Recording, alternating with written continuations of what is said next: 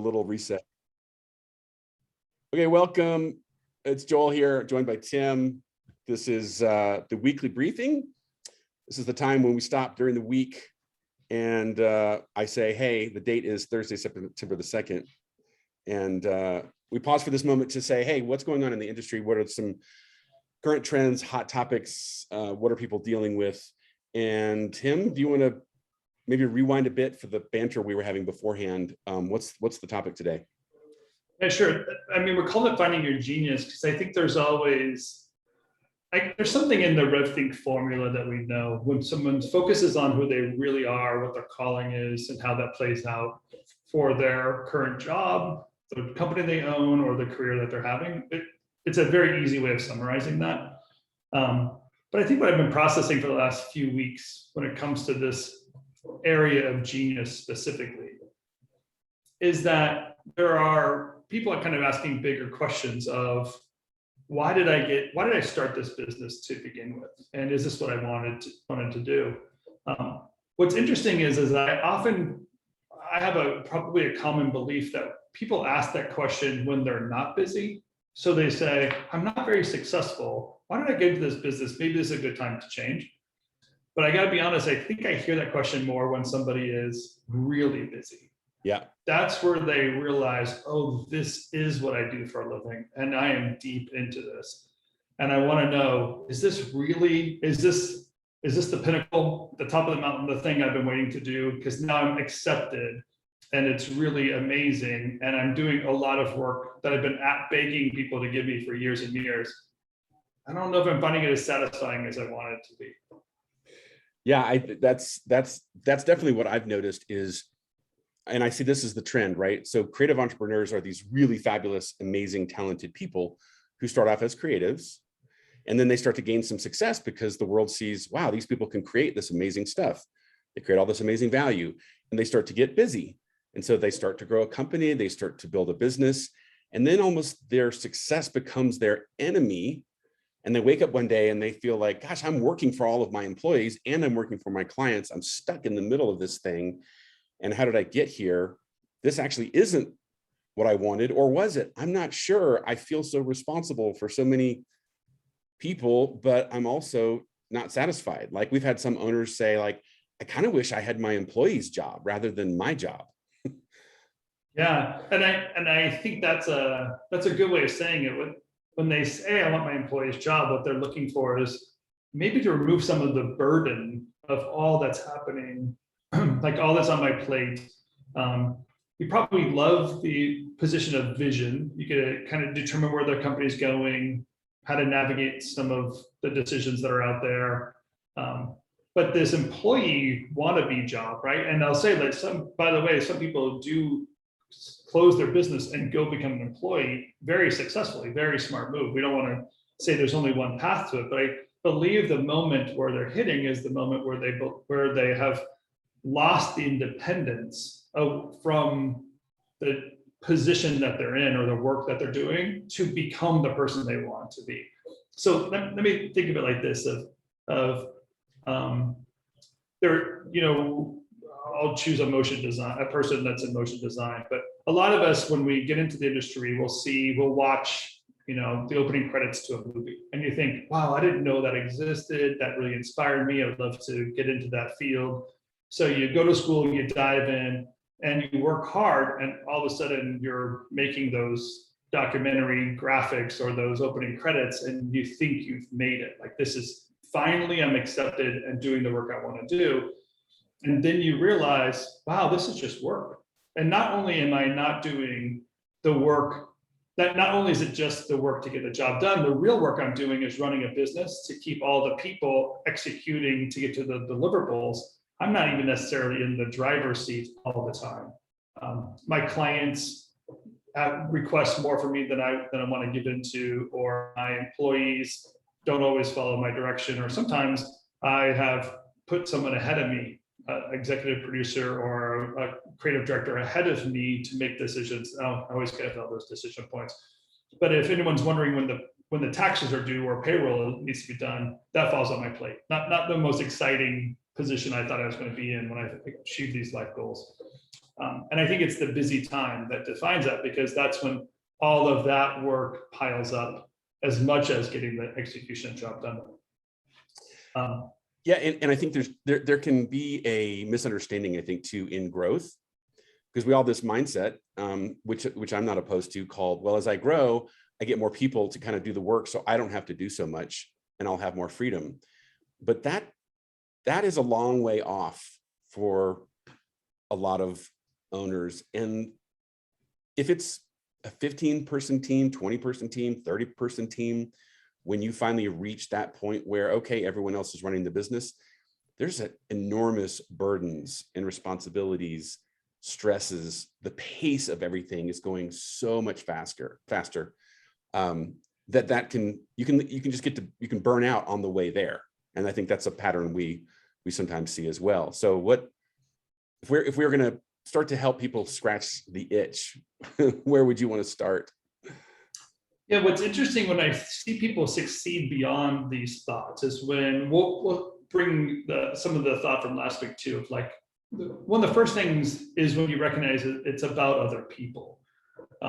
Truly, it's a reconciliation of the career that you imagined and then the reality of what it actually takes to have a career or run a business, is that you are promoting other people along the way. Very simply, your clients are giving you money to promote them. That's a very key element in anything that you're doing.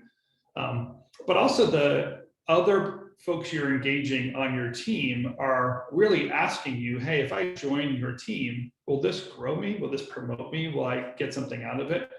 And I honestly believe like that's some of the greatest calling you have as an entrepreneur, is knowing who your team is and what they're looking to accomplish and promote them along the way.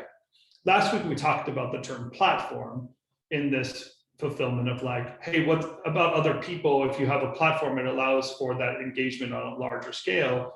This is similar, but you're kind of staying still in that auteur stage. But there's a movement that you're making even within your company. And I think when you engage the reality of that, then when you go to work every day, you have the right scorecard, that when you're doing that job, you can keep score and recognize, oh, I am making progress. This is very amazing. This team I have is incredible, and I want to promote them and keep them moving forward. Well, here's a thought I'm going to give everyone, and it's a bit of a maybe it's a countercultural thought. And the thought is that if you're a business owner, when you started your business, it was all about you and your vision, your dream. I'm going to go do something, build something, and maybe create something larger than myself. Well, even as that company grows, it's actually still about you. And I almost want to give people permission to be like, look, your company, I know we all love this idea of course, we want to be selfless and kind and generous and put other people before ourselves. But on the other hand, just recognize that for the long term, it also has to serve you. Like every dollar, as you say, Tim, like every dollar that's going to fund your whole life and your family and your community, from college savings to retirement, everything's going to come from one place, and it's going to come from your business, which means it comes from your clients. That's just one example, right? But the idea that we get sometimes stuck on is this idea of, well, there's all this stuff that it takes to run a company, and I'm really the only one that can do it. And it's the crap and the hard things and the messy things. And I don't want to put that on other people. Like, I'm really the only one that can respond to the letter from the IRS. And I'm really the only person who can pick the health insurance plan for the company. And I'm just going to submit the idea that may not be true. I'll just be bold and say it's not true.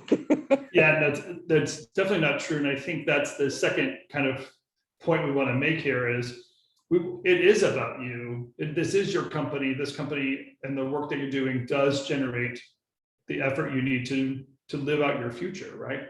So our saying, the best way to deal with the future is to create it, to know what that roadmap is and to finance that future and engage that future and work towards that future is very important.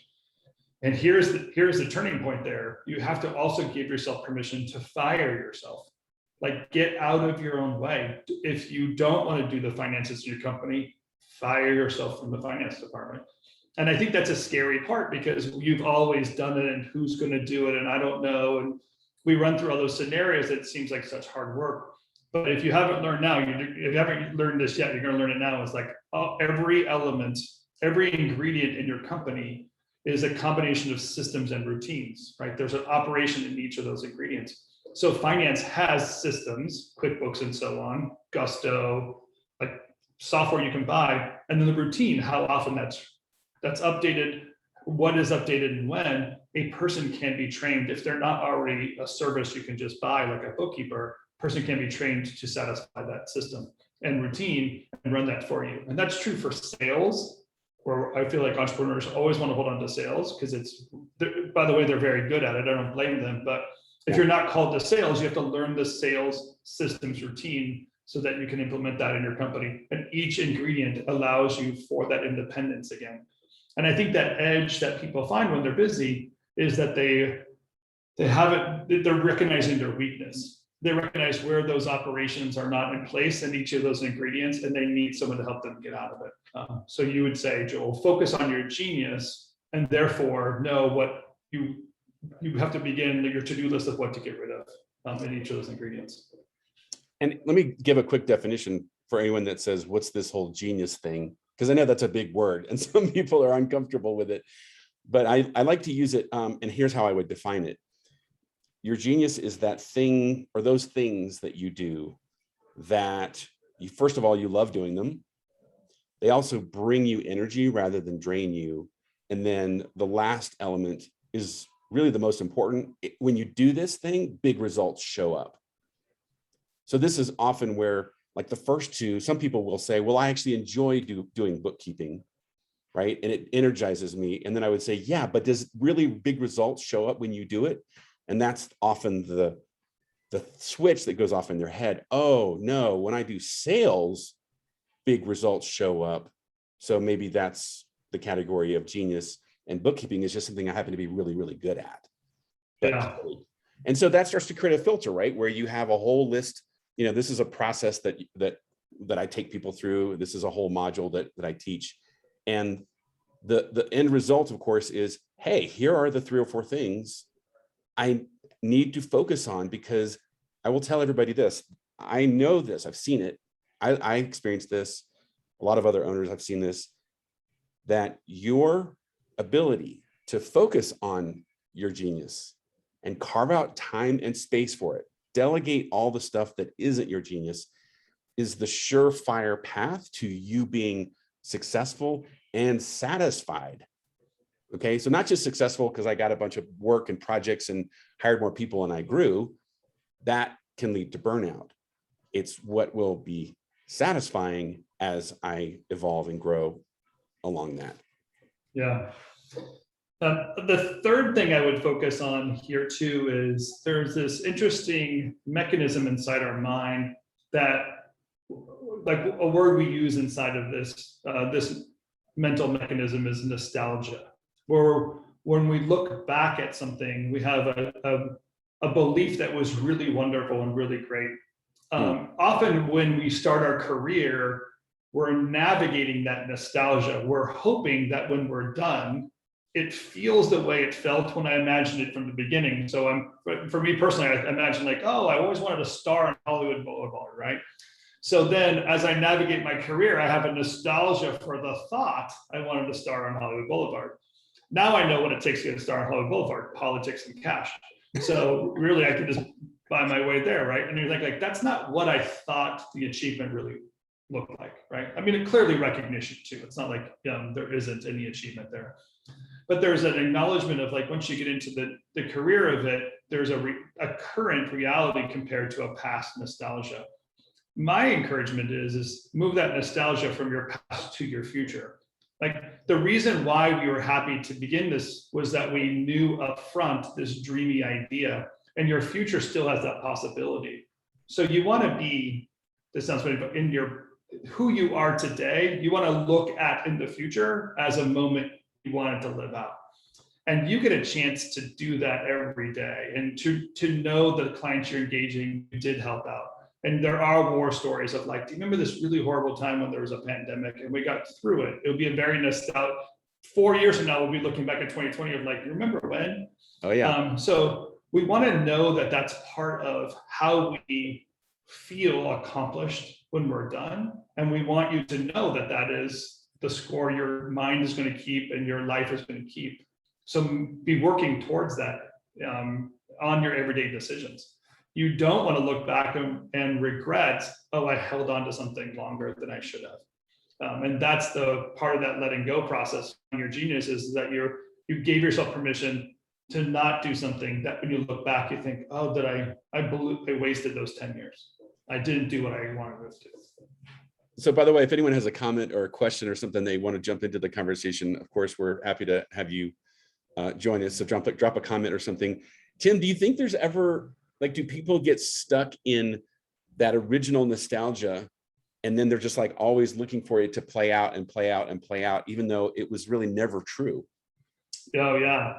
As a matter of fact, some of what I think Keith and I process in our Hollywood Breaks podcast is this idea that the industry we wanted to get into was gone before we even showed up. So we wanted to make, TV shows of the 80s and 90s, but we worked in TV in the 2000s. Like no one was buying those shows. No one wanted to see that anymore. And that can hang you up. You're always looking backwards, wanting and wishing. What we recognize in Hollywood Breaks is that it's the end of the blockbuster. So the blockbuster era began in my lifetime and finished in my lifetime. And that's an odd thing to think about. But the scorecard, the way you finance things, who's distributing it, how people consume it, it doesn't work the way Spielberg invented it. And so it won't ever be true again. And I shouldn't want that in my future. What I have to recognize also is how to break into and take advantage of a brand new landscape, brand new rules, different ways of engagement, different type of financing. And that's very exciting when you open up your mind to see the current reality opposed to looking back at something, it's just gone. It's just gone.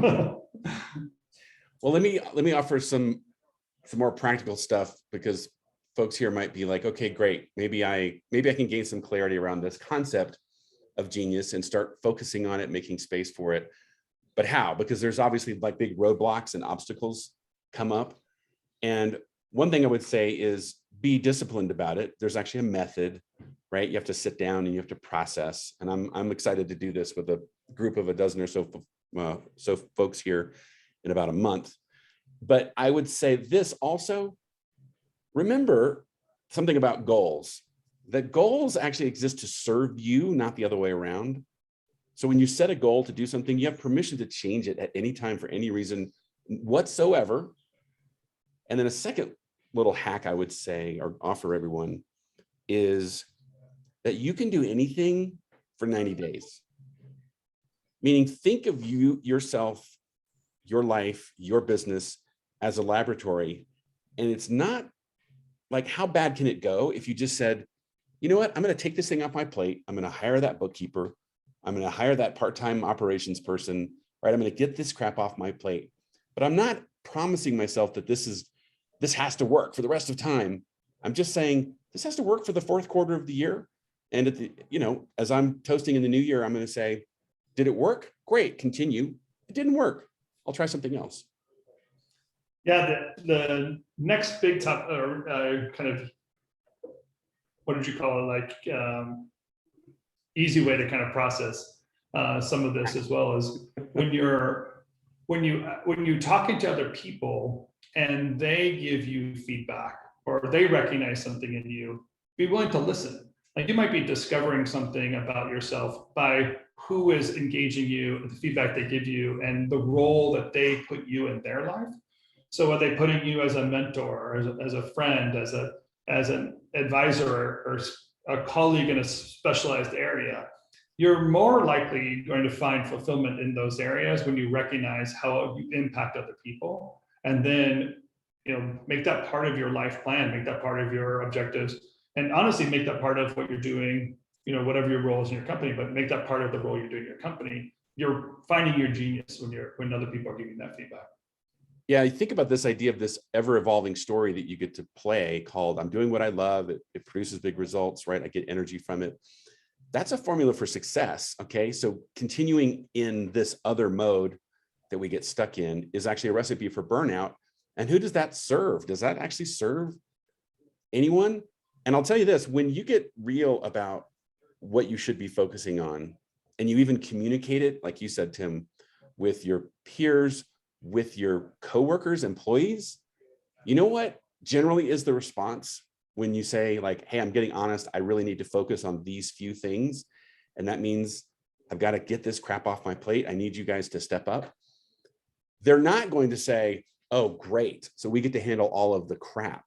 What they're going to say is, oh, finally, Tim, you're being honest, because we see you over there in those messes, so distracted, and we realize this company is going to fail if he does not get his head out of those weeds.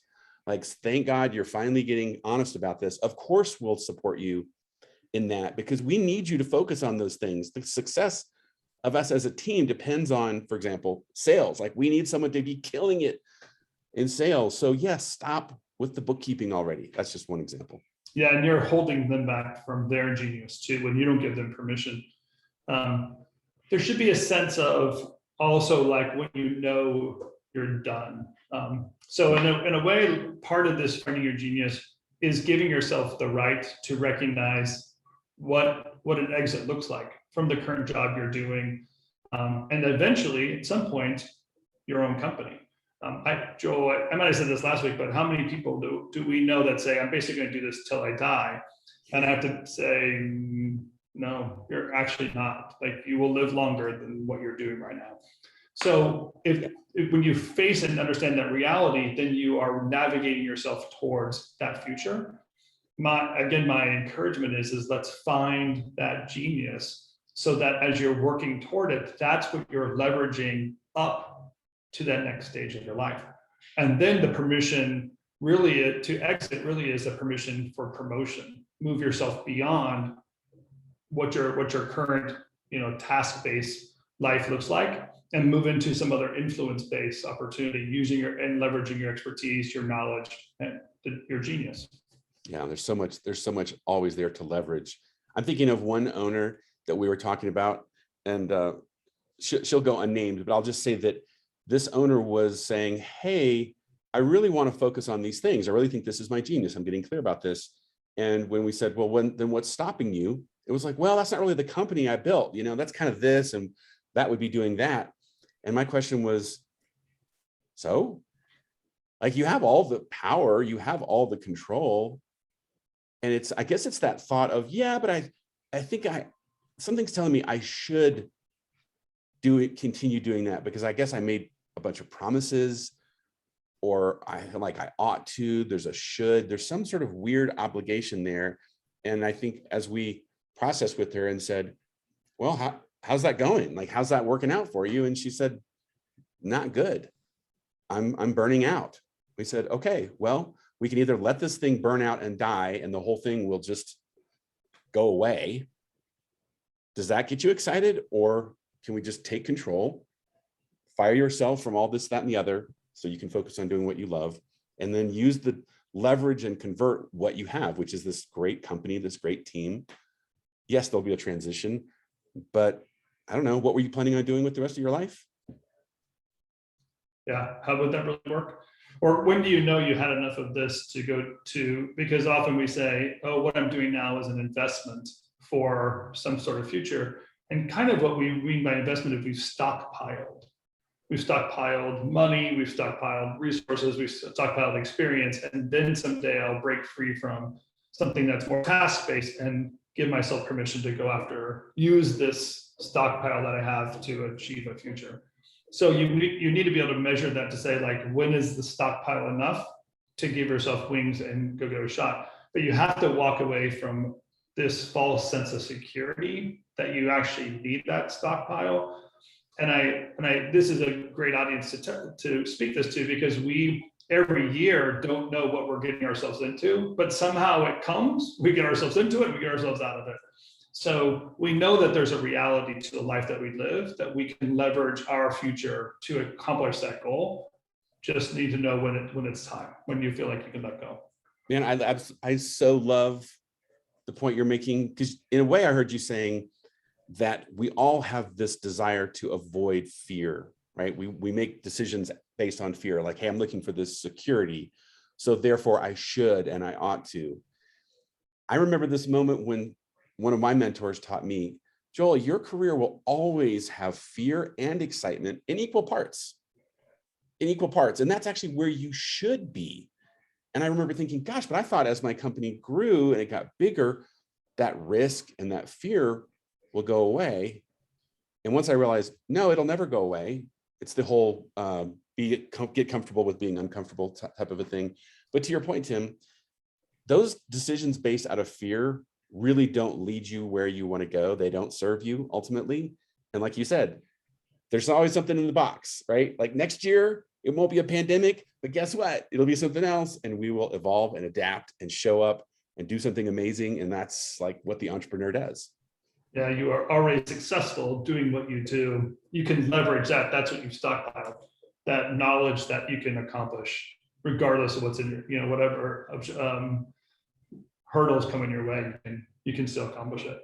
I think the last tactic I would want someone to work through when thinking through their genius and putting first things first is Thanksgiving. I think it's important to know what you're thankful for. And I think when you put your mind at what in that state that you can make a list of what you're thankful for, you'll truly find those items in life that match who you are and what you're about. We say we work for the thank yous, and I think there's a real satisfaction there where other people recognize what you are achieving and you're living out who you are in your pure form. And when someone says, hey, this thing you did for me is absolutely amazing, thank you. And you think, I didn't even do anything.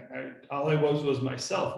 I guess I'm happy to do it because I'll do that all day long if I have to. That's an amazing opportunity for you to recognize what your genius is. It comes with very little effort and has a great impact. But being thankful and writing out that list of what you're thankful for starts allowing you to be in a listening space also of recognizing what your gift is and how that matches your genius, or what your genius is and how that matches what your gift can be to the world. Really is a wonderful spot to navigate, and to understand that and live inside of that it's not a bubble. It's not without any hurt or pain or confusion or loss. It's just that you can recognize who you are in that exchange. I'm thinking, so a couple of nights ago, we held our first resuming cohort, right? Had our first dinner in a year and a half. We did our, I think, 14th dinner, first one in Denver, and had all these owners there. Jed from Waypoint, he was there. So give me a shout out. I'll tell you this, Tim, from just me personally, right? Walking away from that evening and realizing how much gratitude and all the things that I'm thankful for because of all the people who said thank you in some respect or another and paid me all these honors and talked about my legacy and all this stuff. And I was just like, whoa, that just totally caught me off guard and blew me away. But it made me think, I guess I've been, in this area, I've been really focusing on my genius. This is what I love doing. It totally energizes me. And hey, when I build community and bring people together, big things happen. So there you go. Yeah, it does welcome people into your space too, right? They're confident of what to talk to you about. You're happy to be engaged in that conversation. It's quite a blessing to understand that and be part of that in the life that you're living in any way. And make sure, by the way, you're not just making a list of what you're doing corporately or professionally. There's spouses that need to be you're thankful for. There are children. There are especially parents, especially your mother. There are some incredible people that have done amazing work to get you to where you are, and to understand that Thanksgiving is a great exchange to be part of. Hey, Jed, can I bring you in and just have you share 10 words about cohort? Yeah. What was the significance? About what specifically? About the dinner the other night. Yeah. Did you have a big takeaway when we talk about this whole focusing on your genius? I know we're about out of time, but I just thought it would be fun to get you to share. It's hard for me to go not down a big rabbit hole on that conversation, but Yeah, I mean, it was amazing getting together with all those people, and really appreciate that you put that together. In terms of the genius, yeah, I mean, again, I don't know how to do this without it being a long conversation, but lots of variables there in terms of making sure you're doing what you love and growing the business to a point where you're enjoying it, and there's a balance between success and the quality of life and all that. So yeah, lots of good conversation there as you've been talking about this whole meeting. Well, it was nice. I think about maybe more than half the people at the table had all been through this exercise with me personally, like yourself, in Jumpstart, and we're like, yes, familiar with the concept. Yes, I'm working on it. Yes, let's help and inspire all the other people here that are perhaps still stuck, or people who are reevaluating and so forth. So it was just super fun to process that with everybody and hear all of this. I'm not alone. I'm facing burnout. Yeah, me too. Yeah, me too. Yeah, me too. That was what surprised me, was how many people were like, yes, exactly, like totally on the same page. Yeah. Well, thanks for being a part of it, and thanks for also helping producing the event. It was, when you need something done, hire a killer producer. Happy to help. All right. Well, thanks for jumping in, Jed. Tim, you want to wrap us up? We're 3 minutes over our allotted 30-minute slot. Yeah, of course. Yeah, it's been awesome to process this. I know it's just been on both of our minds for the last few weeks, and it's awesome to hear how cohort went this week too. I think we said before we started recording, at least, that I'm in Los Angeles for the next few weeks, so maybe we have to get you on a plane and get you out here and talk to some of our friends on the West Coast as well, and have the same summer dinner. Or I can invite all of you to Aspen. You know, it's not a bad place to have dinner. Just it's not a bad place. It's a little bit longer of a commute. Yeah, exactly. No, I'm excited to have more of these events, and it's gonna be great. So thanks everyone for being here this week. Tim, thanks for processing this issue with us. We're always open and listening, right? So if you have a thought, or you're sensing something going on out there, you want to share your thoughts with us for a future topic, of course, we're all about it. So hit us in the Rev community, DM us, email us, whatever. And Tim, why don't you tell everybody why we exist in the first place? We do exist for you to thrive in business, life, and career. And I hope that you can hear that with these topics we chose and conversations we have. So thank you for being part of our community, and we'll see you next week. Thanks, everyone.